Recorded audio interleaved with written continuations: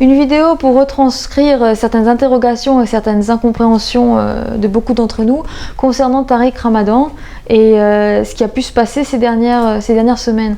Donc nous avions un homme qui est venu se faire entendre par la police de manière très confiante et qui 3 semaines plus tard se retrouve aux urgences, à l'hôpital et qui est passé par une détention provisoire dans un isolement total, sans contact avec sa famille, ni même un appel. Et donc là nous avons aussi pu voir dans la presse que la famille du professeur Tariq Ramadan s'est vue refuser un permis de visite et qu'ils doivent attendre encore 1 mois. Donc si jeudi l'appel ne passe pas et que le professeur Tariq Ramadan doit rester enfermé alors qu'il est toujours au statut de présumé coupable, ça veut dire qu'on est encore en train de laisser un homme dans un isolement total sans pouvoir même parler avec sa famille. Et nous savons tous à quel point c'est destructeur, psychiquement parlant, c'est destructeur d'être dans ce type d'isolement. Rappelons aussi que la Cour européenne des droits de l'homme a plusieurs fois épinglé la France concernant la détention provisoire abusive et que c'est un fait parlant. Il faut que nous nous renseignions là-dessus, il faut que nous donnions plus de savoir et surtout, il nous faut des réponses.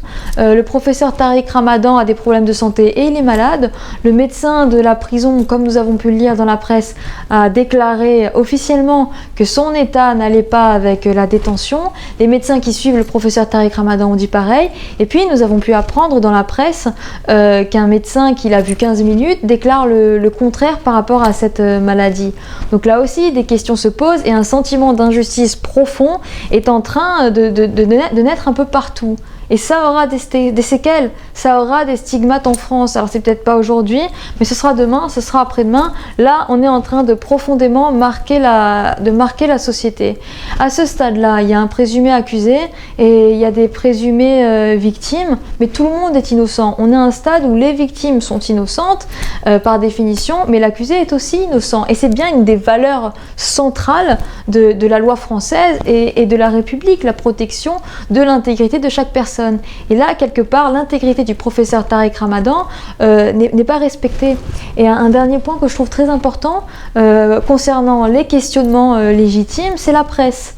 Les médias se sont mêlés de toute cette affaire d'une manière très particulière en parlant constamment du professeur Tariq Ramadan comme l'accusé, mais aussi comme l'islamologue, le petit-fils du fondateur des frères musulmans, le prédicateur. Toutes ces données-là font quand même référence à une idéologie et à une religion. Donc, c'est normal que pour certains, ça crée un trauma et ça donne l'impression qu'on est constamment en train de stigmatiser. Les médias ont une responsabilité dans la société, ont une responsabilité sur les futures générations. Et là, ce qu'on a créé, c'est vraiment de désigner un coupable, mais presque d'en faire un ennemi public numéro 1. D'en faire un prédateur alors que rien n'est vérifié, rien n'a été prouvé à ce stade de l'enquête. Et laisser une enquête se dérouler, ce serait déjà que les médias ne commencent pas leur travail d'influence. Et ça, c'est un travail d'influence de masse.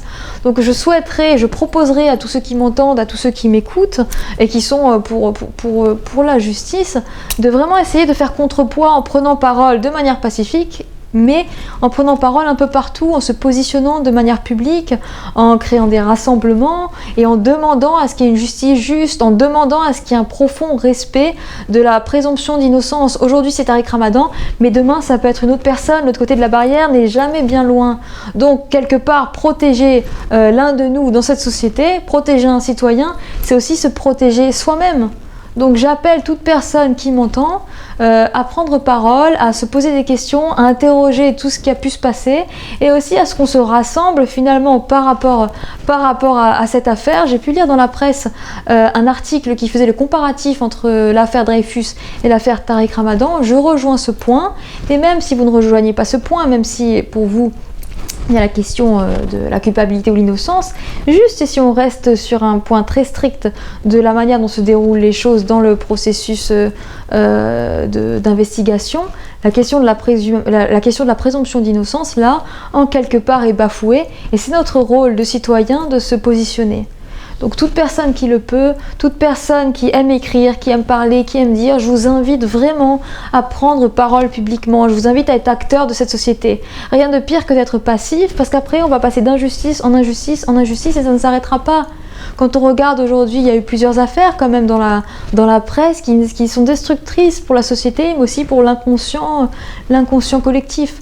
Donc nous avons vraiment besoin de positionnement ferme, juste et pacifique, et nous demandons une justice qui n'est pas à géométrie variable.